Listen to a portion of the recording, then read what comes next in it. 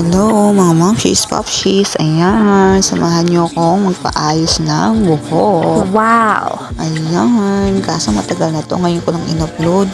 Paano kasi? Medyo marami lang ginawa nung mga nakarang araw. O, diba? Ayan. Siya nga pala si Kuya Benji. Siya na yung gumagawa ng buhok ko kahit noon pa. Kaso, yun nga, after 3 years or something, mas mahigit pa. Ngayon pa lang ulit na ulit yung pagpapariban ko. Yan o, magaling siya mag-reband talaga, promise. O, diba? Talagang masinsin na masinsin. Tapos dalawang plancha yung gamit niya. Buti nga hindi nangawit si kuya kasi sobrang haba ng buhok ko. Nagulat siya. Tapos yung presyo binigay niya sa akin, akala niya kasi maikli lang yung buhok ko. Pero sabi niya, sige sa una lang, tapos next time na lang daw siya babawi. Charis! Ayan na, nilalagyan niya na ng kulay yung buhok ko. Ang sabi ko kay kuya, Kuya, wag yung matingkad ha. Sabi ko yun. Kasi kako baka pag uwi ko, akala ng mister ko, dancer ako, pagsayawin pa ako doon sa bahay. Charing!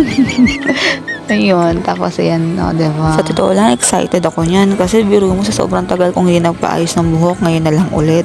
Tapos, diba, aminin, ang buhok, malaki ang kinaganda, binibigay sa atin na ganda. Oh, doon na ako gumaganda, charis lang.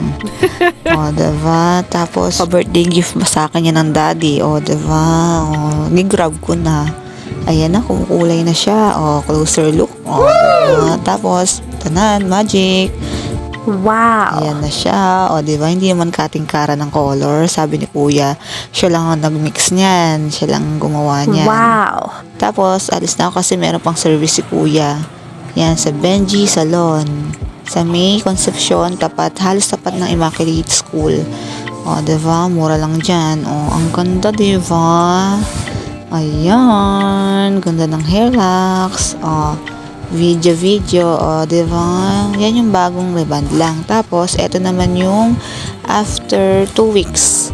Siguro ngayon, magwa 1 month na yung buhok. Pero maganda pa rin hanggang ngayon. Pero yan yung 2 weeks. O, diba? Ang ganda pa rin niya. O, ano pa hinihintay? Pariban na kayo. Nagsa-service din siya. Promise.